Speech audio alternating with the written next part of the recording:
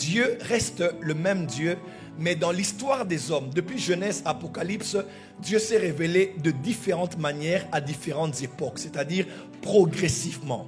Et à chaque époque, à une époque particulière, il se révélait aux hommes de manière particulière. Il établissait une administration, comment il gérait avec les gens les choses de manière particulière. Il suscitait des personnes particulières. Et c'est au mont Sinaï maintenant que Dieu vient et Dieu appelle Israël au bas de la montagne et Dieu donne à Israël le décalogue, c'est-à-dire les 10 commandements. Et il donne aussi à Israël 613 autres lois pour réguler la vie de la société de plus de 3 millions de personnes qui étaient sorties de l'Égypte. Donc, et juste après la dispensation de la loi, depuis Moïse jusqu'à Actes chapitre 2, lorsque l'Esprit de Dieu est descendu lors de la Pentecôte, on parle maintenant de la dispensation de la grâce. Quand dans Sodome et Gomorrhe, ils pratiquaient la sodomie, l'homosexualité et tant d'autres choses, le Dieu des cieux s'est fâché où il se trouvait. Dieu a dit, je vais tuer ces gens. L'instrument du jugement, c'était le feu. Mais l'instrument du salut, c'était fuir sur la montagne. Tout homme qui veut s'engager sur le chemin de dire la vérité aux gens ne doit jamais oublier la porte de la grâce. Parce qu'une vérité pour vérité est une méchanceté. La vérité ouvre toujours la porte à la grâce.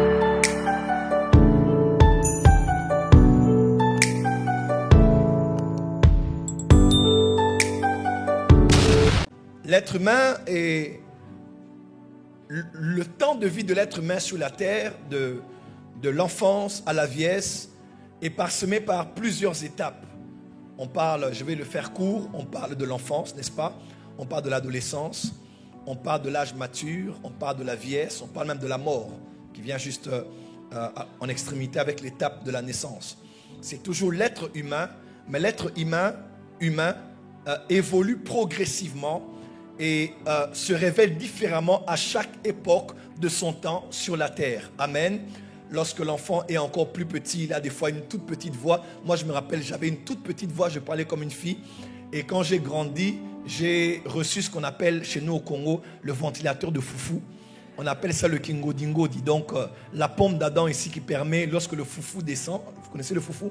Lorsque le foufou entre pour ventiler afin que vous ne puissiez pas être brûlé. Voilà, j'ai reçu cela, ma voix a changé. Amen. Pourquoi? Parce que je suis la même personne, mais à différentes époques, je change et me manifeste différemment. Amen, amen. Lorsqu'on parle de dispensation, c'est pratiquement aussi pareil. Dieu reste le même Dieu, mais dans l'histoire des hommes, depuis Genèse, Apocalypse, Dieu s'est révélé de différentes manières à différentes époques, c'est-à-dire progressivement. Et à chaque époque, à une époque particulière, il se révélait aux hommes de manière particulière. Il établissait une administration, comment il gérait avec les gens les choses de manière particulière. Il suscitait des personnes particulières qu'il allait utiliser pour vulgariser ceux qui voulaient faire connaître de lui et de sa volonté durant cette période.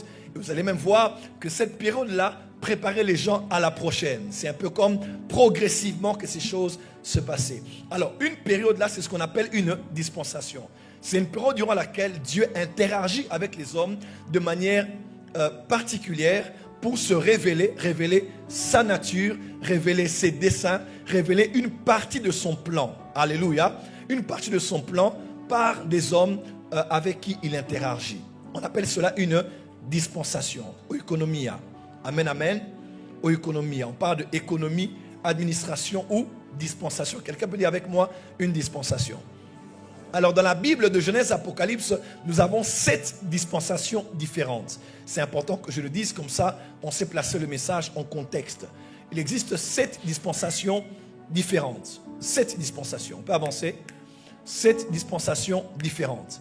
Depuis Genèse jusqu'à Apocalypse, on nous révèle Dieu, mais Dieu de manière progressive et Dieu révélé à chaque saison, à chaque âge, par ce qu'on appelle une dispensation. Est-ce que tout va bien là-bas? 4e dispensation dit la promesse.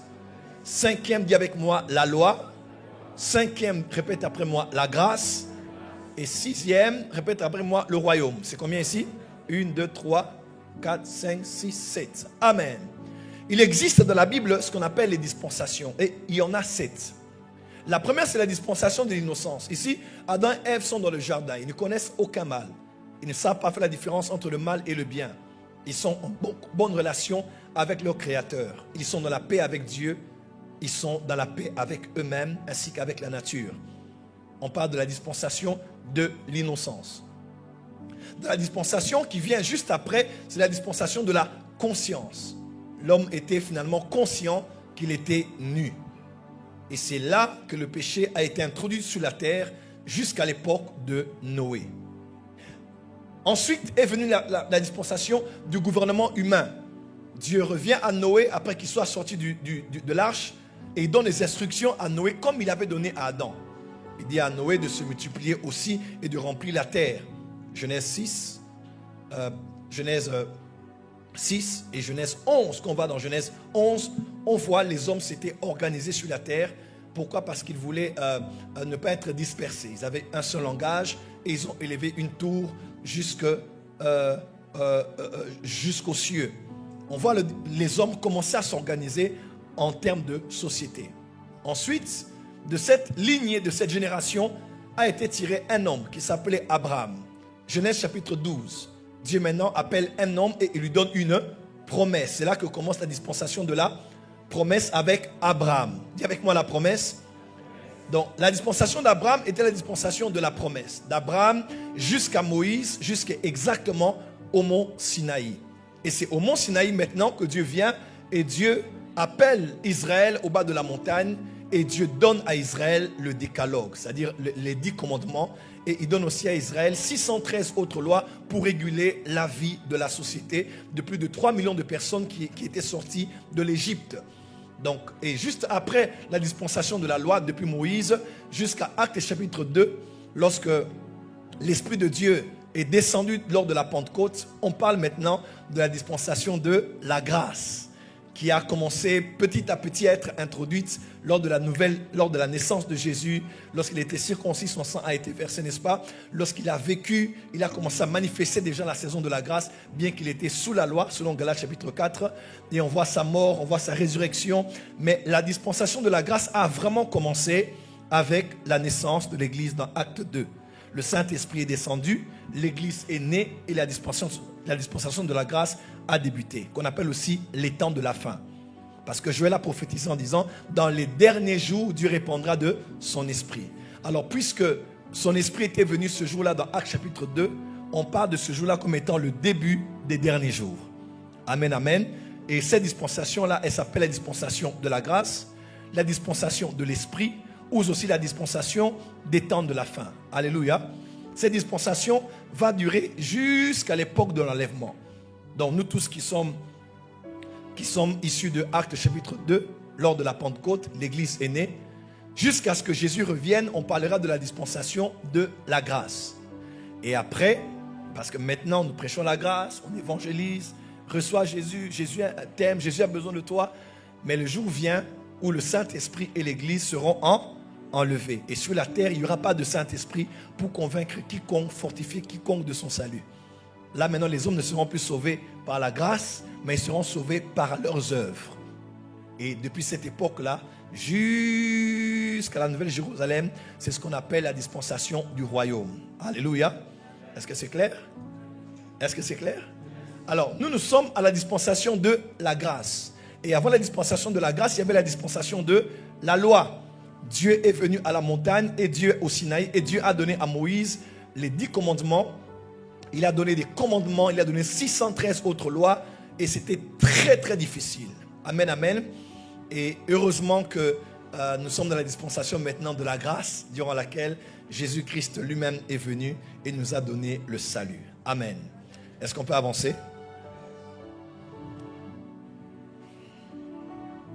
Voilà. Alors, pour résumer le message du dimanche dernier et introduire celui de ce soir, je parlerai de 6 vérités clés de cet enseignement. 6 vérités clés de cet enseignement. On peut avancer.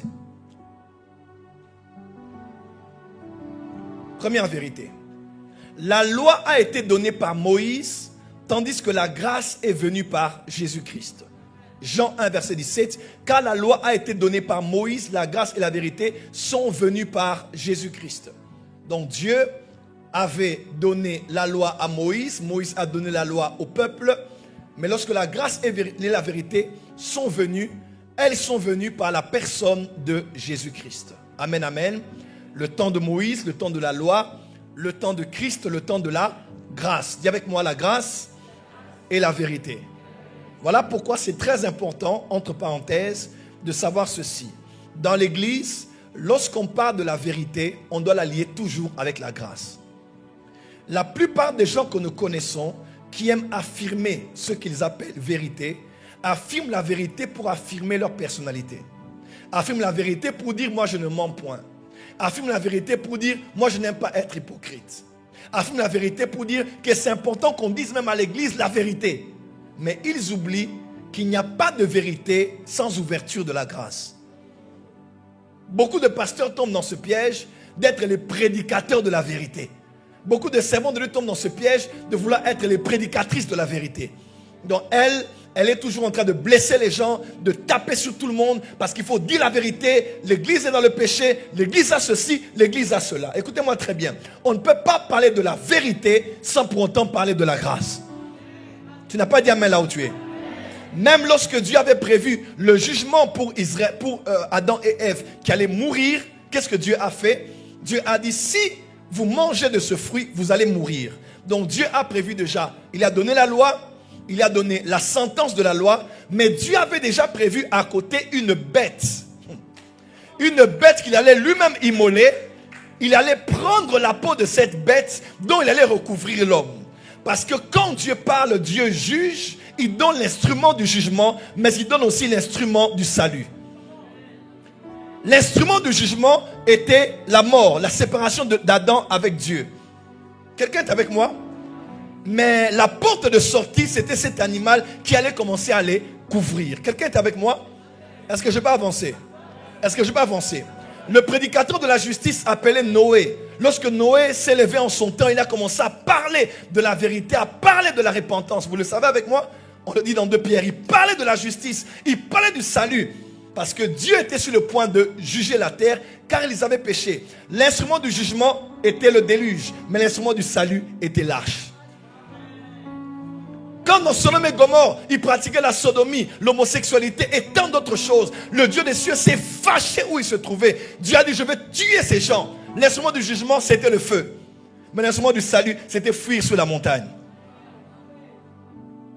Même en Égypte avancé, et en ces derniers jours, même si on doit dire aux gens la vérité, repentez-vous, vous irez en enfer, on ne doit pas oublier, l'instrument du jugement, c'est le jugement dernier, mais l'instrument du salut, il s'appelle Jésus-Christ.